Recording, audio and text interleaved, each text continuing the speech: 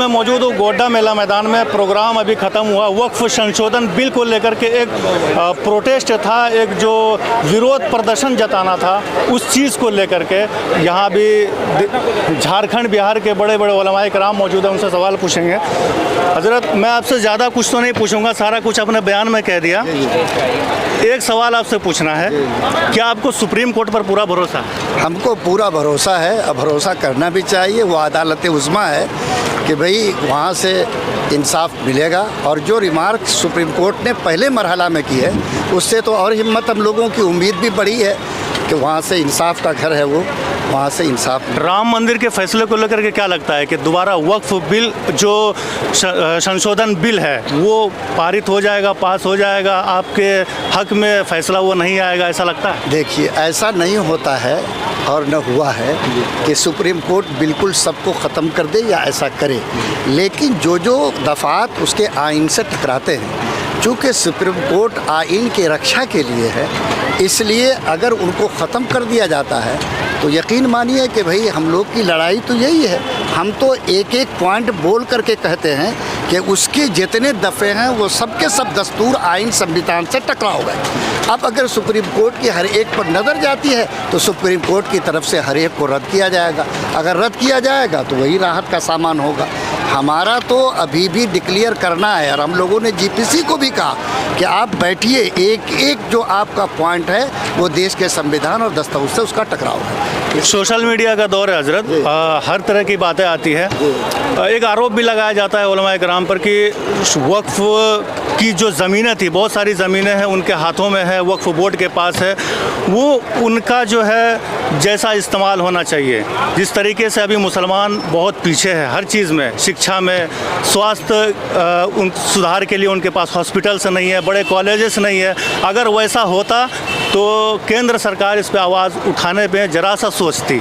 देखिए, दो बात आप समझिए। एक बात तो ये समझिए कि ये जो जहन में दिया जाता है कि इस वक्फ से बहुत बड़ी आमदनी हो जाएगी या ये वक्फ बहुत खाली ज़मीन पड़ी हुई है, ऐसा मामला नहीं है। 80% वो जगह है या तो कब्रिस्तान है या मस्जिद है या ईदगाह है या मदरसा है। अब मदरसे में टिकट लगा के पैसा वो आमदनी बढ़ाया नहीं जाएगा, मुर्दा से भी कोई वहाँ पर आमदनी का जरिया नहीं जाएगा। ये सब कुछ होने वाने जा नहीं रहा है, ठीक है। जो थोड़ी बहुत जायदाद वक्फ की है, अगर सरकार को ये लगता है कि इसमें खुर्द-बुर्द हो रहा है तो वो खुर्द-बुर्द करने वालों के ख़िलाफ़ कानून मोटा बनना चाहिए कि पतला। पहले कानून था कि 3 साल की सज़ा होगी जो गड़बड़ करने वाला है, इन्होंने उसको 2 साल कर दिया। पहले नन बैलुल मुक़दमा था, इसको इन्होंने कम कर दिया। सरकारी ज़मीन पर अगर कोई कब्ज़ा कर ले तो उसकी सज़ा 12 साल, और अगर वक्फ की ज़मीन पर कब्ज़ा करे तो उसकी सज़ा दाल बेबुल 2 साल। तो ये वक्फ की ज़मीन को बचाने का कानून है कि बर्बाद करने का कानून है, ये आप हमको समझाएंगे। हमारा कहना यही है कि आपको अगर डर है कि वक्फ में कोई भी इस शरई और मजहबी संपत्ति में गड़बड़ कर रहा है, आप मोटा कानून बनाइए। आप कहिए कि उसको 12 साल की अनबलेबल सज़ा होगी, उसको उस पर मुकदमा होगा, और ऐसा करने वालों पर आप ऐसा जुर्माना ला दिए कि उसके वजह से वक्फ का फ़ायदा हो सके। आप ये सब कुछ करने नहीं जा रहे हैं। जो ढंडोरा पीटने की आदत है वो ढंडोरा पीट रहे हैं। हम भी वही कहते हैं। जब 2013 में कानून बना था, हमारे मौलाना वली साहब ये कहते हुए मर गए कि जो सरकार के ज़मीन के इंक्रोचमेंट को हटाने का वसूल है वही वक्फ के ज़मीन से नाजायज़ कब्ज़े को हटाने का वसूल बनाया जाए। लेकिन उस वक्त भी निगाह नहीं डाली गई। आज अगर हमदर्दी रखते हैं हमारे जो भी दिल्ली में बैठे हुए लोग हैं तो उनसे मेरी आग्रह ये है कि आप अगर हिफाजत सचमुच चाहते हैं तो खुर्द-बुर्द करने वालों को जो भी लगाम आप देंगे हम आपके साथ हैं। जो भी मजबूत कानून बनाएंगे हमको उससे कभी इनकार नहीं हो सकता। हम तो हर हाल में हिफाजत चाहते ही है, लेकिन जो कानून आपने बनाया वो हिफाजत करने वाला नहीं, बर्बाद करने वाला। एक पहलू और है, अगर कानून बन गया, कानून सुप्रीम कोर्ट ने इजाज़त दे दी कि हाँ कानून जिस तरीके से केंद्र सरकार लाई है उस कानून पे हम मोहर लगाते हैं, उसके बाद मुसलमानों से अगर कहा जाए कि मंदिर का जो भी मंदिर की जो कमेटी है उसमें 2 मुसलमानों को जगह दी जाती है, तो क्या मुसलमान उस पर राज़ी हो जाएंगे? और दूसरा सवाल, एक पॉइंट जो है कि मुसलमानों को 5 साल से वो मुस्लिम होना चाहिए, उसके बाद तो इस्लामिक तौर तरीके से वो मान रहे हैं इस्लाम को, तो कैसे साबित करेंगे? नहीं, हमारा तो यही इश्काल है कि हमारे यहाँ तो कलमा पढ़ लिया आदमी मुसलमान हो गया। अब मोदी जी ने उसके लिए अलग से तराजू बना दिया है कि हम नापेंगे कि 5 साल से इसकी नमाज कज़ा हुई कि नहीं हुई, इसकी दाढ़ी एक मुट्ठी से छोटी थी कि बड़ी थी, ये रोज़ा रखा कि नहीं रखा। ये कौन सा, पहले तो बिल में वो लिखा था कि 5 साल का मुसलमान, और इसमें लिखा कि अमली मुसलमान, यानी उसकी प्रैक्टिस बताए कि वो मुसलमान हो। तो ये तराजू जो उन्होंने बनाया है ये तो मज़हब के भी ख़िलाफ़ है, आइन के भी ख़िलाफ़ है, और समाज की जो सोच है उसके भी ख़िलाफ़ है। हर धर्म का आदमी किसी धर्म को जब कबूल कर लेता है तो उस धर्म का मानने वाला हो जाता, उसके लिए कहीं कोई कानून, कोई असल तराजू नहीं है। अब वो जो बात आपने की, अगर ऐसा होता है तो हम लोग अंदेशे पे बुनियाद नहीं रखते, जिस दिन जैसा होगा उसके बाद आपको जवाब देंगे। मुस्लिम पर्सनल लॉ बोर्ड के आप जिम्मेदार व्यक्ति हैं, अगर सुप्रीम कोर्ट आगे और तारीख लेती है या फिर कुछ फैसला सुनाती है तो आगे आप लोग क्या करने वाले हैं? अभी हम अगर पे कोई बुनियाद नहीं रखेंगे, हमारे ऊपर भी बड़े लोग हैं, उनका जो फैसला होगा उस पर हम लोग अमल करेंगे।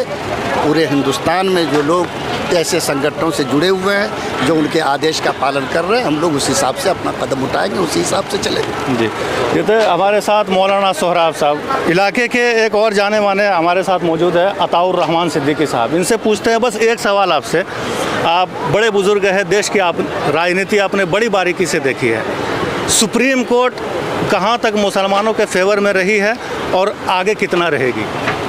अभी जो मामला है इसमें तो जो कमेंट आया है सुप्रीम कोर्ट का वो मना सही आया है। बाकी हम लोग 5 का इंतज़ार करते हैं, 5 को अगर जजमेंट देता है, सुनवाई करता है लगातार तो ठीक है, नहीं देता है तो ये करता है। बाकी तो हम लोगों ने कहा दिया, हमारे संगठन ने भी कह दिया कि वो लड़ाई अंतिम तक लड़ेंगे, और हमने तो कहा दिया अपने तकरीर में भी कि अभी हम ईमान के साथ यहीं देश में रहेंगे। अभी वो दिन हमारे बरसों नहीं आने वाले हैं इस हिंदुस्तान में, क्या ये तो खैर मैं भी कहफ के तरह हमको ईमान बचाने के लिए पहाड़ के खो में जाना पड़ेगा। हमारे काबिर जिंदा है, हिंदुस्तान में इस्लाम जिंदा है और वो संपत्ति हमारी है, हमारी रहेगी।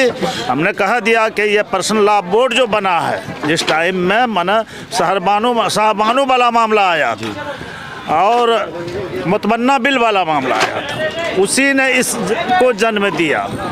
मौलाना मिन्नतुल्लाह रहमानी साहब जो हमारे अमीर सैयद अहमद वली फैसल साहब के जो पोते हैं, ये दादा हैं, उन्होंने ही इसको बनाया, वही इसके बनाने वाले हैं। और आज दुनिया जानती है पर्सनल लॉ बोर्ड को, सिर्फ हिंदुस्तान नहीं। अभी इस केस को लेकर के अभी जो मामला, जो विवाद छिड़ा हुआ है, इससे आम लोग जान रहे हैं कि वक्फ बोर्ड क्या है, आगे आम मुसलमानों को क्या फ़ायदा होने वाला है वक्फ बोर्ड से? वक्फ बोर्ड की किताबें बन रही है। हम लोग अभी बतलाए कि 12 तारीख और 13 मई को मीटिंग हुई थी ये अप्रैल में इमारत सरियाम, हम उनके भी मेंबर हैं, एक्जीक्यूटिव बॉडी के भी हैं और शूरा के भी।